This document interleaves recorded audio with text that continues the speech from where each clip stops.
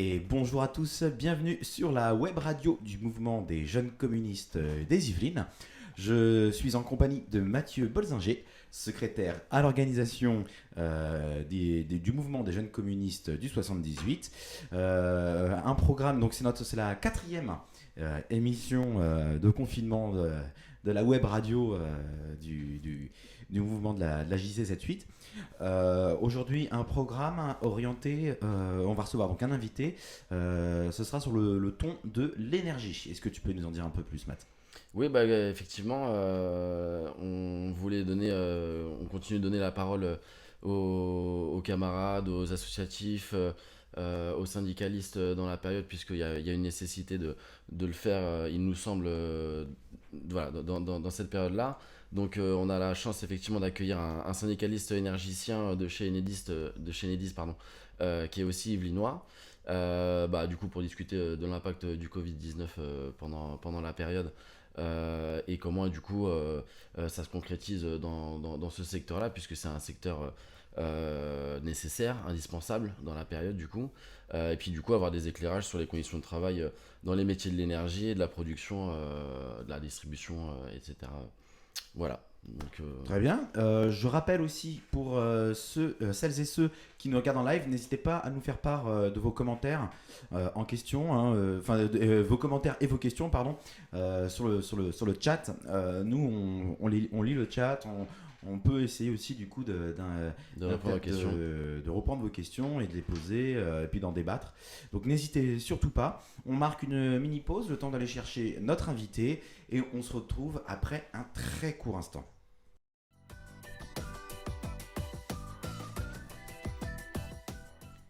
Et bonjour à tous, nous sommes de retour avec notre invité. Nous sommes en compagnie de Cédric Cousin, secrétaire adjoint de la CGT Énergie 78. Cédric, bonjour. Bonjour, Est-ce que tu nous entends bien? Est-ce que la réception est bonne de ton côté? je vous entends très bien, merci. C'est parfait. Donc, je te laisse, Mathieu, commencer à poser tes petites questions. Et puis, n'hésitez surtout pas, comme je l'ai dit tout à l'heure, vous, le chat et les viewers, à poser vos questions. Oui, bah du coup, merci déjà Cédric d'être parmi nous. C'est un honneur de pouvoir t'accueillir là dans la période de cette manière-là. Du coup, pour entrer, mettre les pieds un petit peu dans le plat, donc toi, tu es amené à travailler dans la période en tant que technicien pardon, d'exploitation de réseau. Dans ce contexte de crise sanitaire, l'importance des services publics et de la continuité du service de l'énergie. Est-ce que, enfin, ouais, peut-être qu'on va commencer sur, est-ce que tu peux un petit peu nous expliquer ce que ça veut dire IEG, EDF, ERDF et Enedis, puisque du coup il y a eu des transferts un petit peu de ces choses-là sur la question des Du services mouvement. publics. Et du coup, voilà, nous expliquer un petit peu quel sens a le service public aussi dans cette période-là, le rôle que vous avez en tant que travailleur.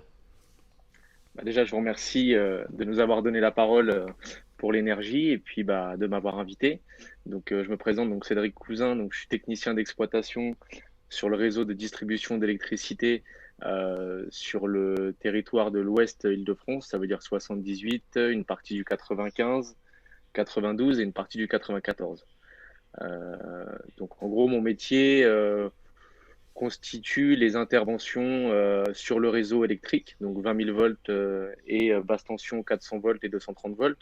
On assure donc tous les raccordements des nouveaux clients, des nouvelles zones d'activité et bien sûr le dépannage, d'où la continuité de service, donc assurer la continuité de fourniture électrique de l'ensemble des usagers qui sont desservis en électricité, donc entreprises, clients, voilà, donc un petit peu sur les IEG, donc c'est les industries électriques et gazières, hein, parce que depuis avant on était EDF, GDF. Il y a eu une privatisation donc du service public de l'énergie avec des découpes en filiales. Donc la partie EDF a gardé la production, tout ce qui est centrale nucléaire, barrage hydraulique, sur aussi le solaire. Après, on a une partie RTE, c'est le transport, c'est les grands pylônes que vous voyez qui distribuent l'énergie donc de la production vers les lieux de distribution. Et nous, Enedis, enfin anciennement ERDF, donc Électricité et Réseau Distribution de France, on est passé à Enedis, donc Énergie Distribution. On a toujours le même rôle, hein, de service public, mais voilà, ce qui a changé, c'est des- l'arrivée d'actionnaires et de remonter des dividendes aux actionnaires, hein. C'est ce qui se passe aujourd'hui dans l'énergie, hein. Donc, chaque client paye sa facture. Une partie est retransmise directement à Enedis chaque année, qui assure la qualité de fourniture d'énergie. Et sur cette part-là, une grosse partie est reversée directement aux actionnaires. Voilà un petit peu dans la conjoncture où on est. On a aussi anciennement donc EDF GDF, qui est la partie GDF, qui maintenant s'appelle Engie, qui a été repris par un pôle qui s'appelle Engie.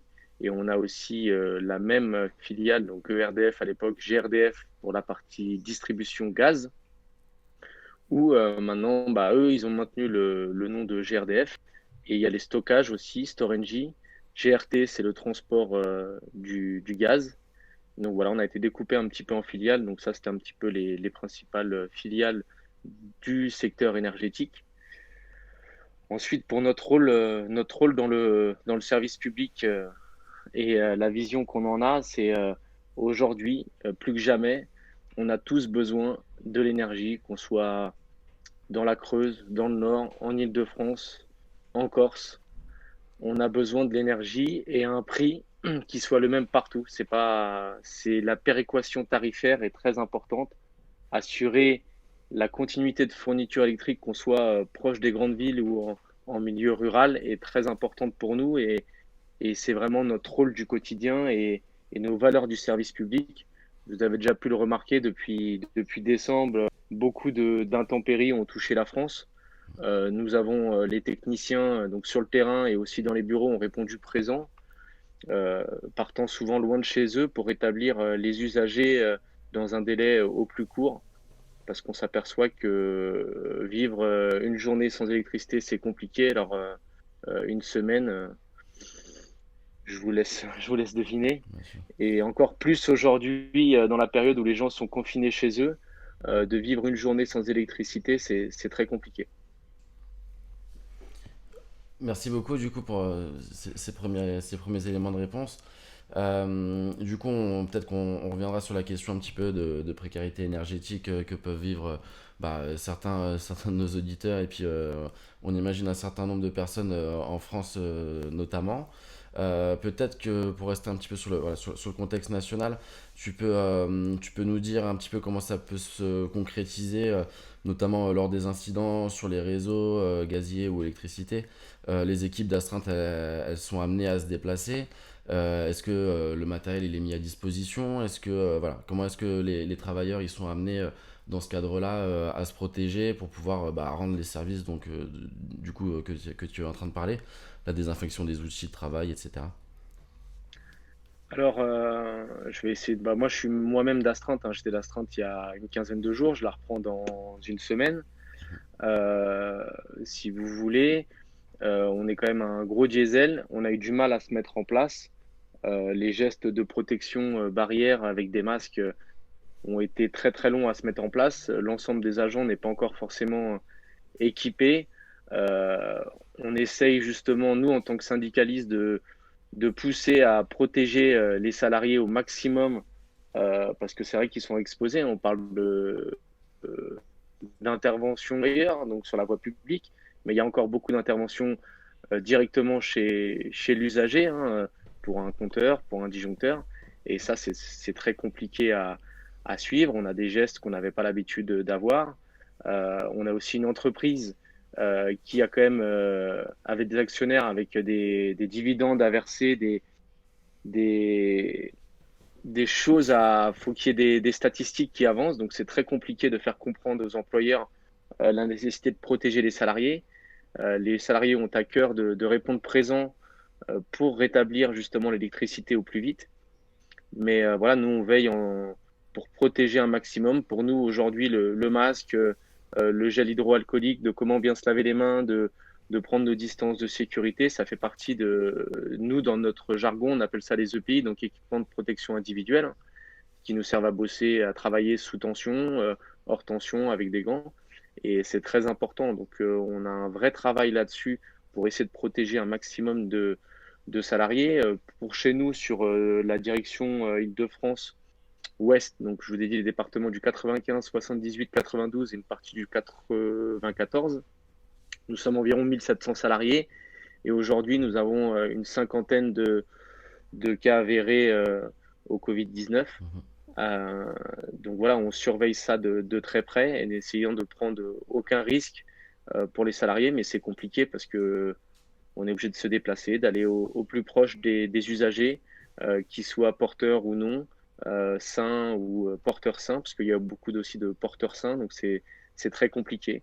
On essaye de continuer à demander aux employeurs de mettre les masques nécessaires, les savons pour se laver les mains, les gels hydroalcooliques, surtout, ils nous ont mis des lingettes pour nettoyer les camions, pommeau de vitesse, volant, aussi nos outils quand on peut. Essayer de moins se passer les outils au maximum, mais voilà, enfin, ce qui est clair, c'est que si nous, en tant qu'organisation syndicale et en tant que représentants du personnel, nous n'avons pas poussé l'employeur à mettre ces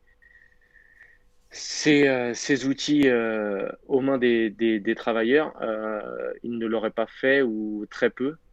Même parce qu'il y a encore des collègues qui travaillent sur les lieux de travail, donc avoir un nettoyage approfondi aussi un peu plus en détail, donc des poignées, des portes, de là où tous les agents peuvent aussi intervenir. Donc c'est très compliqué.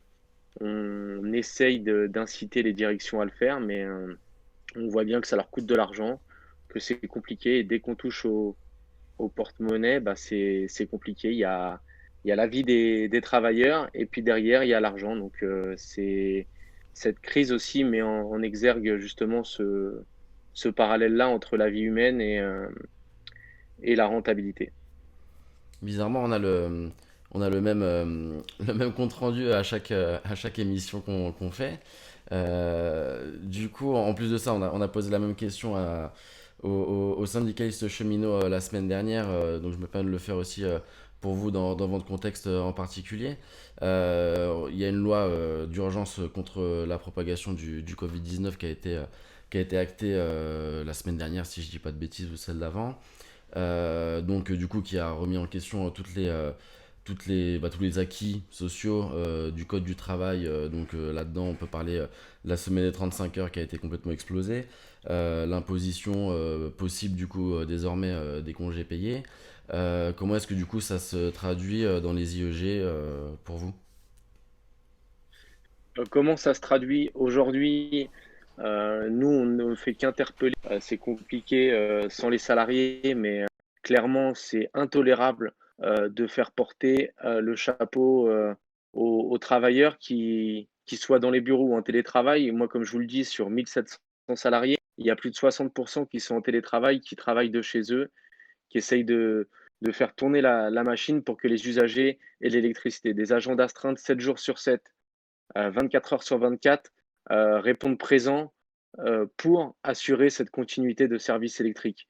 Et c'est inacceptable de faire encore payer cette charge aux salariés, que ce soit par des congés payés imposés, ou nous, on a même demandé que les congés initialement prévus par les salariés soient retirés et redonnés aux salariés. C'est inacceptable de travailler dans des conditions comme celle-ci. Les agents donnent tout parce qu'on a à cœur le service public pour les usagers. On essaie d'apporter notre pierre à l'édifice pour que tout le monde puisse vivre décemment. Et derrière, c'est encore les salariés qui vont payer ça. C'est franchement, je vous le dis, c'est inacceptable. Nous, on ne laissera pas passer ça chez nous et j'espère que l'ensemble des corporations aussi se lèvera. C'est inacceptable qu'on puisse encore faire payer les travailleurs parce qu'on voit bien, hein, aujourd'hui, c'est le capital, c'est bien, mais tous les actionnaires sont à l'abri chez eux et on demande encore aux travailleurs d'aller travailler, d'aller se mettre en danger, d'aller faire vivre le pays parce que c'est bien les travailleurs qui font vivre le pays et que derrière, on va leur demander encore des efforts et de sacrifier leurs congés car là, le gouvernement a dit à confiner les gens chez eux et on n'a pas le choix que d'être chez nous. Il faut assurer aussi l'éducation de nos enfants, faire du télétravail, intervenir, parce qu'on est obligé d'intervenir chez nous dans le service public. C'est franchement, je vous le dis, c'est inacceptable, que ce soit RTT ou congé payé, c'est inacceptable que ce soit encore aux salariés de payer ce coût-là. Et du coup, par rapport à ça, au niveau très, du coup, très syndical, euh, comment est-ce que vous interpellez les pouvoirs publics sur cette question-là parce que du coup, là, sur la question de l'énergie, bon, bah, on est sur une nécessité de travail indispensable. Pas effectivement comme d'autres entreprises que je ne nommerai pas, qui sont du coup non indispensables. Vous, du coup, bah, effectivement, vous avez une vraie utilité dans la période, même quand on est déjà dans une période sans Covid-19, mais là encore plus dans cette période-là. Comment est-ce que vous interpellez les pouvoirs publics par rapport à justement, ce que tu dis, c'est le fait que ce soit aussi inacceptable que ça, de casser les acquis sociaux et les droits des travailleurs dans la période? Bah, là, c'est très compliqué de pouvoir interpeller juste à l'oral ou juste par courrier. On le voit bien même dans notre entreprise, hein, c'est très compliqué de faire plier les employeurs sur des positions qui sont assez fermes et on voit bien qu'ils suivent concrètement les décisions prises par le gouvernement. Que ça soit des entreprises, pareil, je vous parle des entreprises qui ne sont pas nécessaires au bien vital de tous. Nous, on essaye de prendre des postures chez nous pour éviter qu'ils aient à travailler. Ça veut dire que nous, on nous demande de raccorder, par exemple, des nouveaux logements. Alors, il n'y a personne dedans, on ne peut pas déménager, mais le BTP pousse pour continuer à travailler et nous, derrière, on nous demande d'aller raccorder ces nouveaux logements. Ça, nous, on refuse de le faire parce que c'est pas acceptable de prendre plus de risques aux salariés uniquement pour avoir des rentabilités encore plus grandes. Il n'y a aucune nécessité. Quand je vois les grandes entreprises comme PSA ou dans l'aéronautique qui veulent reprendre des chaînes de production ou même chez Renault, c'est concrètement inadmissible. Je vois bien que nous à la CGT, on parle beaucoup aussi en interpro et on le voit, c'est des interpellations des directions. Euh, concrètement, je pense que au local, les gens sont déconnectés. Ils se raccrochent vraiment au gouvernement et aux postures gouvernementales. Aujourd'hui, on est un petit peu dans un monde de peur. Chacun essaye de se confiner chez soi, d'essayer de faire ce qu'il peut. Mais c'est compliqué pour les salariés quand un patron l'appelle en disant bah, tiens, il faut que tu viennes bosser, sinon tu vas perdre ton emploi ou sinon tu auras les pressions, elles sont inacceptables dans la conjoncture actuelle, elles sont inacceptables. On le voit bien, nous, chez nous, dans le télétravail, ils essaient de pousser les gens sur certaines tâches à travailler plus parce que le travailleur est chez lui, il est isolé et le manager, il a que ça à faire. Il faut mettre au travail les salariés et ça, c'est inacceptable dans la conjoncture. Merci. Pour continuer et compléter un petit peu ce que Mathieu avait posé comme question, premièrement, comment on arrive dans cette période à mobiliser justement les salariés contre ce genre de mesures et de réformes ou de lois? Bah, dans le secteur de l'énergie, c'est un petit peu compliqué parce que on a à cœur de répondre présent pour la continuité de service justement, et c'est très compliqué de les mettre euh, sur des mouvements qui savent que ça va être qui c'est qui va payer encore la douloureuse, c'est les usagers. Et ça, dans la conjoncture actuelle, on ne le veut pas, mais on est en train de voir comment on peut organiser justement ce réveil citoyen, cette importance du service public, l'importance des travailleurs, que ce soit dans les bureaux ou sur le terrain, parce qu'on a tendance à dévaloriser les travailleurs. De toute façon, ils sont juste là, on est juste des numéros. Aujourd'hui, on a besoin de nous, on répond présent, mais on n'oublie pas. Et ça, il faut qu'on le rentre dans la tête de chacun, que ça soit dans le milieu médical, que ça soit dans la grande distribution ou quand on voit qu'ils répondent présent pour ranger les rayons dans les caissières. J'espère que les gens vont prendre conscience de l'importance de l'humain d'abord euh, dans cette crise et que on pourra arriver réellement sur une autre société que celle de l'argent et vraiment l'humain d'abord. Mais c'est très compliqué, on essaye d'échanger. Les seuls moyens, c'est les réseaux sociaux, c'est les mails, c'est des petites vidéos. Il faut qu'on garde le contact avec l'ensemble des travailleurs, de leur faire comprendre de l'enjeu, de ce qu'on veut plus pour demain. Tout ce qu'on est en train de vivre aujourd'hui, il y a un responsable, hein, c'est la mondialisation. Aujourd'hui, on revient à du produire local avec des petits producteurs. L'importance d'avoir des services publics au local, parce que nous, on est sur l'Île-de-France, mais vraiment en région, d'avoir des services publics locaux et au plus proche de chez soi, c'est vraiment très important. Bah écoute, merci pour ces éléments-là. Et puis c'est là où on se rend compte quand même que les syndicats, ça peut servir mine de rien à défendre les travailleurs, même dans une période aussi compliquée que celle-ci. Peut-être du coup passer, on reviendra je pense aussi sur les questions nationales et puis l'après-confinement, peut-être en fin d'émission. Peut-être tu peux nous expliquer comment ça se passe un peu concrètement dans les Yvelines pour tous les Yvelinois qui nous écoutent. Du coup sur vos différents lieux de travail, est-ce que vous arrivez à remplir vos missions? Quelles difficultés vous rencontrez du coup? Et puis voilà le constat. Comment est-ce que vous arrivez à gérer un petit peu voilà, tout ce qui est distribution du gaz, de l'électricité? Et puis peut-être que du coup par rapport à ça, tu peux aussi nous dire comment ça se passe dans les Yvelines au niveau de la précarité énergétique. Je ne sais pas si tu as des éléments à nous donner là-dessus, sur voilà, le nombre de personnes qui seraient dans ce genre de situation avant le confinement, et puis du coup pendant le confinement, est-ce que ça augmente pendant le confinement ou pas, ce genre de choses. Alors donc sur l'énergie, donc sur l'électricité, la distribution et de gaz, on assure l'ensemble des interventions de sécurité pour le gaz ou pour l'électricité. Les manques de gaz, pareil, sont assurés. On arrête on a mis en stand-by la maintenance, la maintenance des réseaux qui n'est pas urgente, hein, mais on intervient 7 jours sur 7, 24 heures sur 24. Voilà, nous, on a même demandé pour l'énergie, pour l'électricité, où il y avait un filtrage à une époque des sans courant individuel. Ça veut dire qu'une seule personne qui est sans courant, on n'intervenait plus de minuit jusqu'à 8 heures du matin. Mm.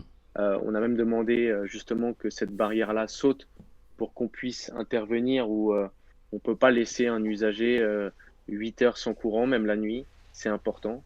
Voilà, on répond présent parce que la plupart des agents, on a réduit les équipes au minimum pour assurer ça, mais il y a des agents qui sont chez eux avec leur véhicule, qui sont prêts à intervenir s'il y a un coup dur.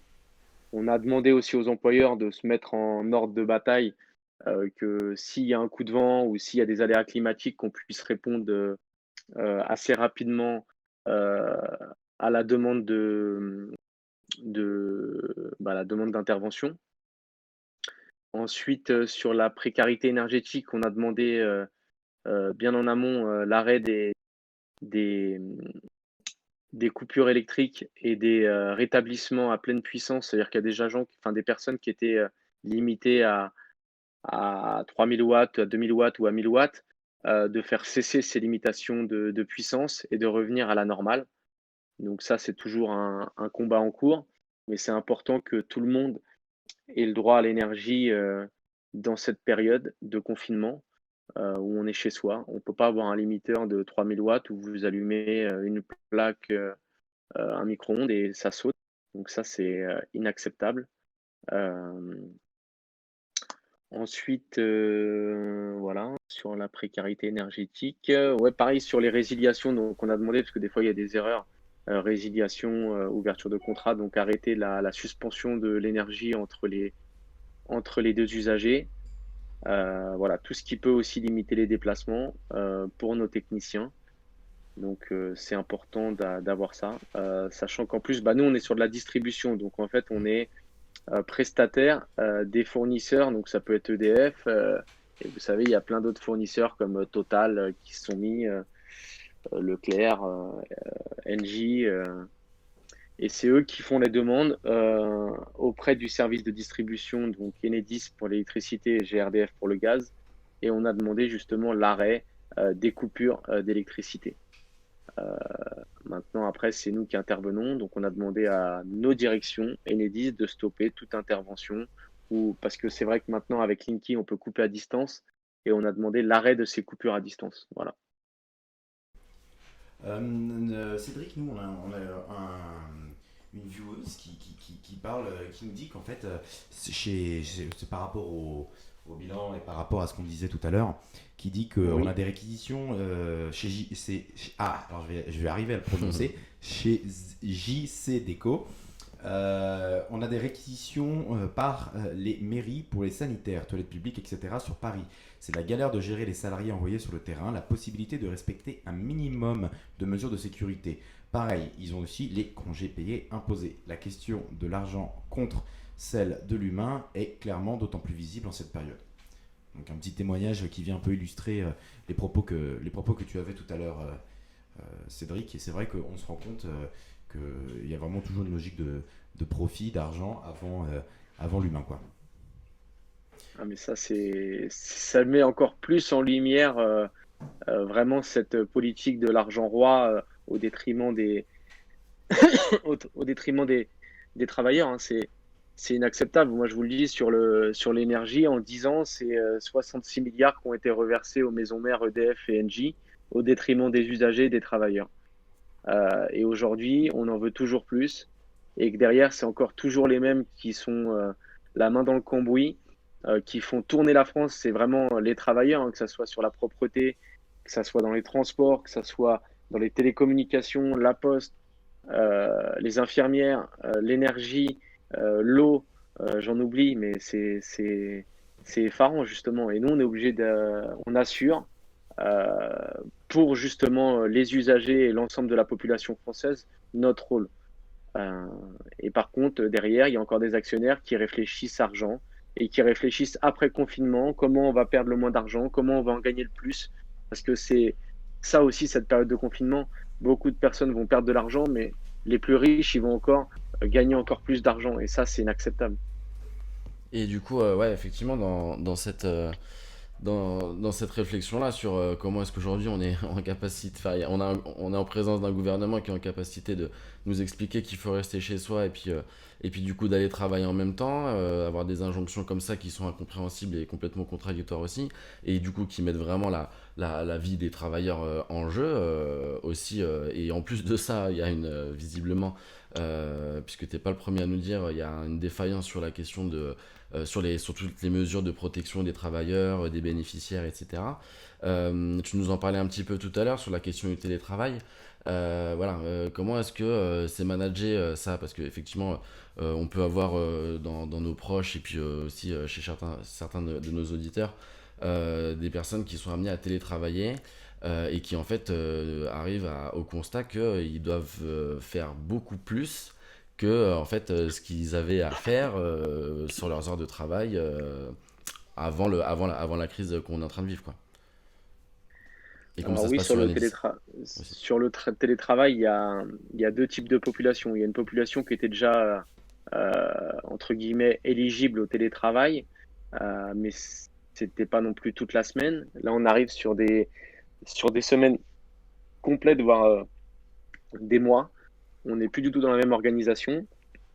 On ne parle pas des conditions de télétravail, hein, parce qu'on a nos enfants aussi, la plupart des personnes ont des enfants à gérer. Euh, les managers sont de plus en plus, euh, on va dire, enfin, ils surveillent la plupart des salariés, hein, quand est-ce qu'ils se connectent, le nombre de volumes de travail effectué sur la journée. Donc la période, elle permet un petit peu de faire du flicage de travail, hein, c'est un petit peu ça que tu veux dire.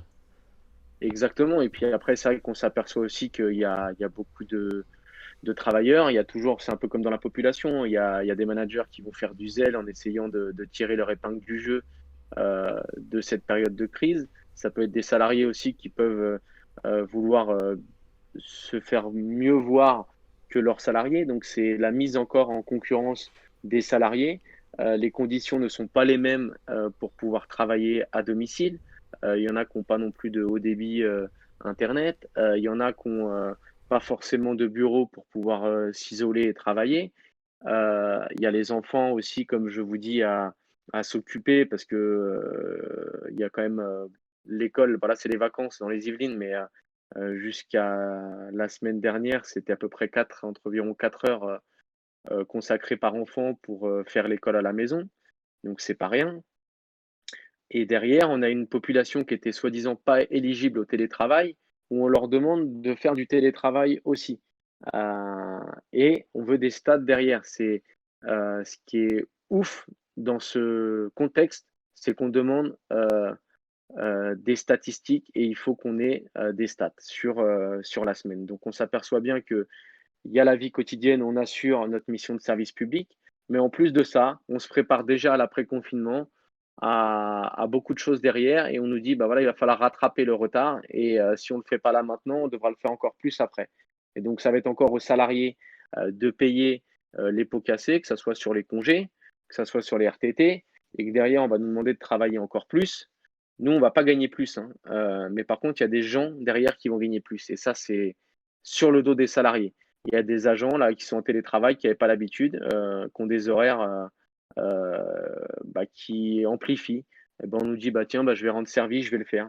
C'est une bonne foi des salariés, mais l'employeur s'en sert encore à ses fins pour, gagner encore plus d'argent et ça, c'est inacceptable.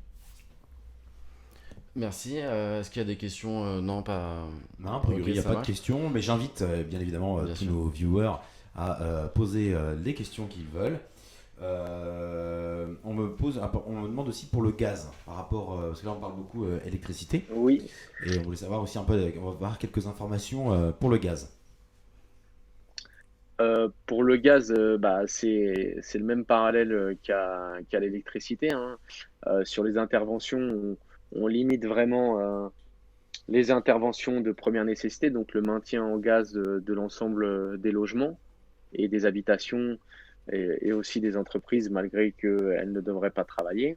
Mais c'est notre rôle d'assurer la fourniture, de gaz, hein.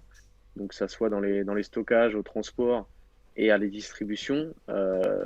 Les équipes sont vraiment, réduites au maximum. Sur la partie distribution, les agents sont prêts le matin à intervenir s'il y a besoin, de venir en renfort aux collègues. Ils ont maintenu pareil, du télétravail. Après, je ne connais moins un petit peu le télétravail qui est mis en place chez GRDF, mais je sais que ils leur imposent dès à présent, de maintenir leur, jour de RTT malgré leur investissement H24, 7 jours sur 7, heu, pour intervenir sur le réseau. On leur demande quand même de prendre des jours et ça, c'est pas normal non plus. Que ça soit au gaz ou à l'électricité, on a vraiment l'ensemble des salariés, hein, même en télétravail, ont vraiment à cœur de remplir notre mission de service public et d'être à la hauteur, des usagers et de la population française en jouant notre rôle qu'on a à jouer, que ce soit dans les hôpitaux, que ce soit dans le transport, on a chacun notre rôle à jouer. On le fait, malgré de moyens de protection, on le fait aussi. Mais comme je vous le dis, hein, on n'oubliera pas. Et si derrière, on a des collègues, voilà, on ne le souhaite pas, mais on sait qu'on les expose à des risques et que derrière, enfin, on en tirera toutes les conclusions mais on n'oubliera pas cette période-là, loin de là, hein. J'espère que beaucoup de gens s'en rendront compte. L'énergie, depuis quelques années, on nous voit beaucoup dans la rue pour dénoncer justement la casse du service public de l'énergie. Euh, on se battra toujours et vraiment l'importance d'avoir un service public détenu par l'État et donc l'ensemble des usagers et pas des actionnaires est vraiment importante et ça, il faut s'en rendre compte aujourd'hui. Euh, il nous manque des moyens. Les hommes et les femmes qui constituent ce service public pallient à ce manque de moyens, mais c'est inacceptable. C'est inacceptable. On assurera notre rôle, mais franchement, c'est pas tolérable qu'une entreprise comme celle-ci soit ouverte à la concurrence et surtout aux appétits des actionnaires qui se gavent sur le dos des usagers en premier, après des salariés sur les salaires et sur les conditions de travail.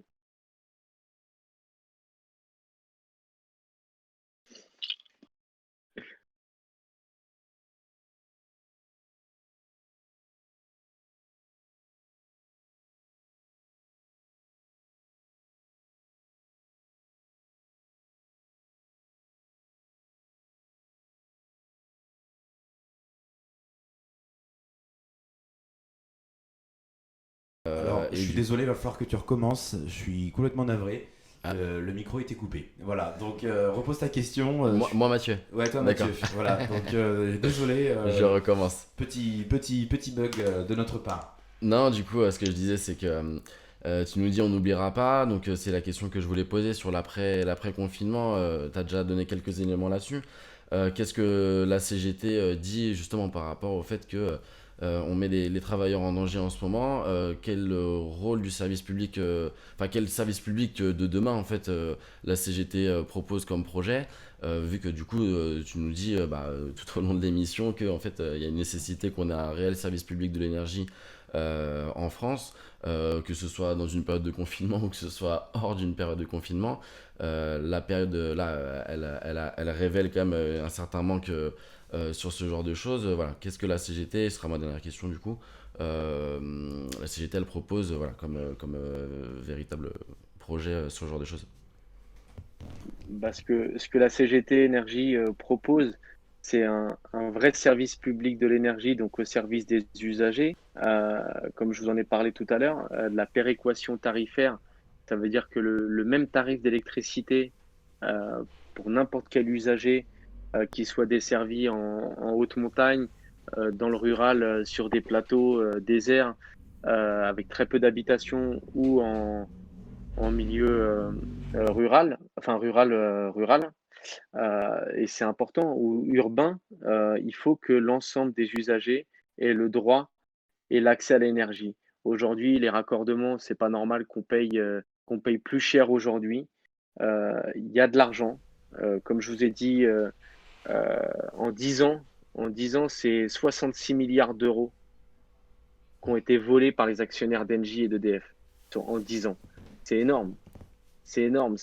Facile. Je ne sais pas si les gens s'en rendent compte, mais et tout ça, malgré que l'ouverture de la concurrence, et il y a beaucoup de sondages qui le montrent, que 70% des Français connaissent que le marché de l'énergie a été ouvert à la concurrence, la plupart des gens restent chez EDF et savent que de toute façon, on ne pourra pas faire arriver dealing chez eux, qu'on ne pourra pas faire plus de production sur l'énergie qu'on en a et qu'on a besoin d'arrêter de gagner de l'argent sur le dos des usagers.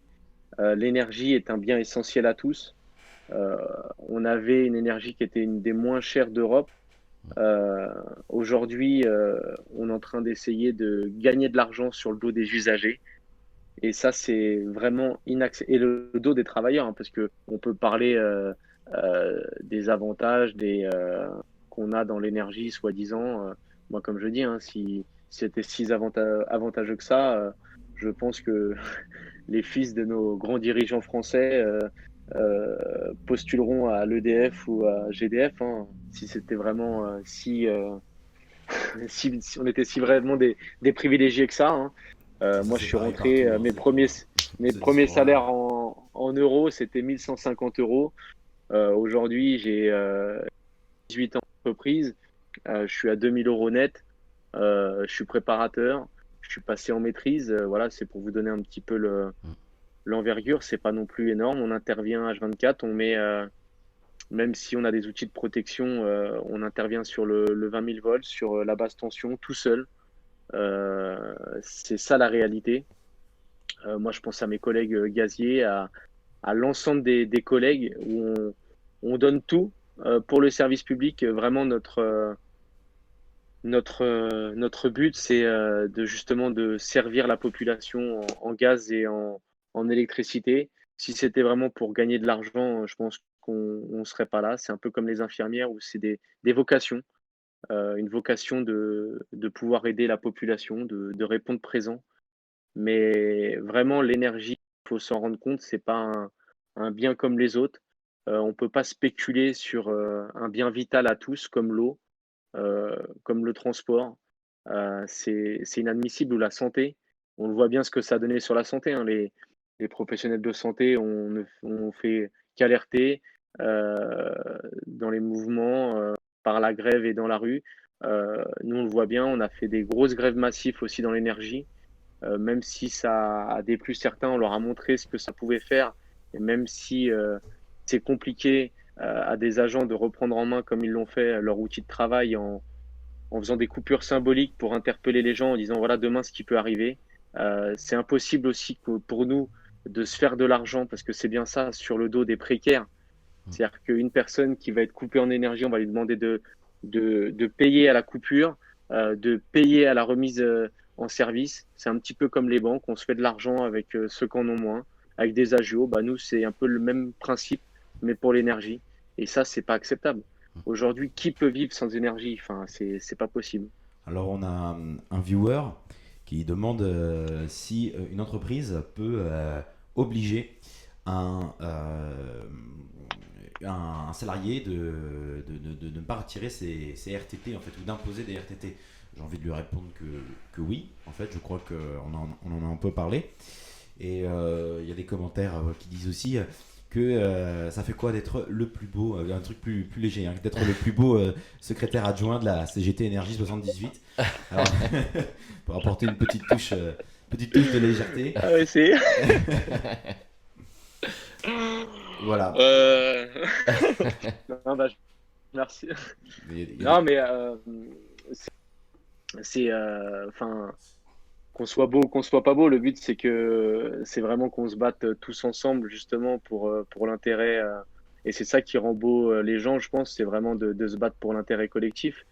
Euh, Aujourd'hui, nous on avait quand même un slogan, c'est nous travaillons, nous produisons, nous décidons. On aimerait bien que l'ensemble des travailleurs s'en rendent compte qu'aujourd'hui, c'est si on travaille, on produit, et c'est à nous d'avoir notre part de décision, et c'est pas aux actionnaires. C'est vraiment ça qui est important. C'est aujourd'hui les actionnaires, eux, ils pensent qu'à leurs dividendes. Aujourd'hui, la France, elle vit pas grâce à ses dividendes. Même le monde, on vit parce que il y a des travailleurs qui travaillent, qui produisent et qui assurent aussi le bien-être de l'ensemble de la population. Donc, ça soit dans les transports, dans la télécommunication, dans l'assainissement, je parle aux collègues éboueurs, je parle aux hommes et aux femmes d'entretien, je parle des infirmières, je parle des pompiers, je parle de tous ces gens-là qu'on voit pas des fois forcément au quotidien, les caissières. On parle de la grande distribution, mais aujourd'hui, les gens se ruent sur la grande distribution et se rendent compte que c'est un bien vital d'aller pouvoir se nourrir. Et je parle aussi à nos agriculteurs aussi qui aussi travaillent dans leur champ pour justement apporter à manger à l'ensemble de la population française. Donc, même si voilà, il faut manger local, il faut renouer le local et après derrière revoir un petit peu aussi nos aides à l'international. Quand on voit comme un petit pays comme Cuba envoie des médecins partout dans le monde pour essayer d'aider. Voilà, c'est des images comme ça qu'on doit tous avoir en tête et c'est vraiment l'entraide des travailleurs, l'entraide des, des gens pour qu'on puisse vivre décemment et surtout un autre monde que celui de l'argent. Bah écoute, merci beaucoup pour tous ces éléments. Ça donne quand même à voir sur ce qu'il va falloir qu'on continue de batailler parce que les batailles dont tu nous parles, elles datent mine de rien depuis aussi quelques temps. Et je pense que ça nous donne aussi de la motivation, notamment avec les mots que tu utilises, pour continuer ce boulot-là pendant le confinement et puis bah, y compris surtout après le confinement pour qu'on ait un réel service public de manière générale. Nous, les communistes, on a le programme du Conseil national de la résistance qui s'appelait les jours heureux au sortir de la guerre. Mais je pense que du coup, ça rejoint un petit peu ce que tu dis. Et effectivement, je pense qu'il va falloir qu'on puisse continuer ce travail-là en continuant d'échanger. Et puis surtout, voilà, qu'on continue de se réveiller les uns les autres pour que la bataille soit victorieuse aussi, quoi. Donc merci beaucoup. Cédric, oui, merci beaucoup. Merci Bah, merci à vous. pour ton éclairage. On va marquer une courte pause, le temps de dire au revoir à notre invité. On se retrouve après un court instant. Je rappelle que c'est une émission que vous pourrez retrouver en rediffusion sur la chaîne YouTube de la MJCF 78. du mouvement des jeunes communistes de France des Yvelines. Vous pouvez aussi nous suivre sur les réseaux Facebook, Instagram, Twitter et vous abonner aussi à la chaîne Twitch du coup pour ne pas rater nos diffusions de web radio. Merci encore Cédric, on marque une courte pause et on se retrouve après un très court instant.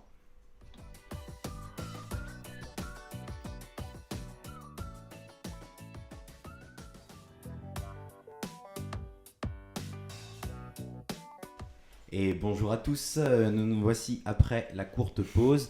Nous sommes donc bien sur la 4e émission de la web radio du mouvement des jeunes communistes des Yvelines. Émission que vous pourrez retrouver en rediffusion sur la chaîne YouTube de la MJCF 78. Retrouvez-nous aussi sur les réseaux. Je suis toujours en compagnie de Mathieu Bolzinger. Nous avons reçu Cédric Cousin, secrétaire adjoint de la CGT Énergie 78. Mathieu, je te laisse conclure cette émission. Oui, je vais pas revenir sur toute la discussion qu'on vient d'avoir avec Cédric, mais effectivement dans la période, on a une nécessité de travailler et d'avoir le plus d'échanges possible, donc on vous encourage vivement à diffuser aussi cette vidéo que vous allez pouvoir retrouver sur YouTube sur la chaîne MJCF 78. Il nous semble absolument nécessaire qu'on laisse pas le gouvernement nous dicter ce qu'on est à faire parce qu'on serait confiné. Nous, avec notre modeste manière de faire, on essaie de faire en sorte de créer des espaces d'échange et de discussion. Mais il faut que ce soit des choses qui se multiplient et qui vraiment prennent de l'ampleur dans la période pour envisager l'après-confinement, du coup, les jours d'après.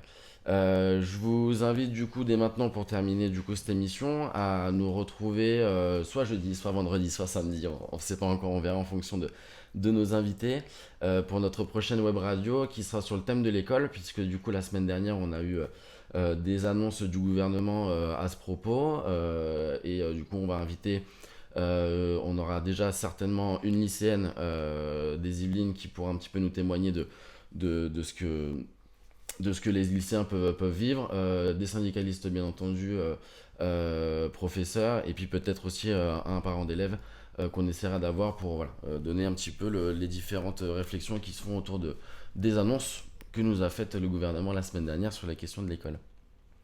Très bien, merci du coup pour ce petit teasing de qualité.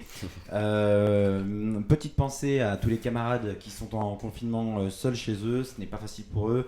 Pensez aussi à toutes les personnes dont l'entourage a pu être atteint du coronavirus, du Covid-19 comme on doit l'appeler.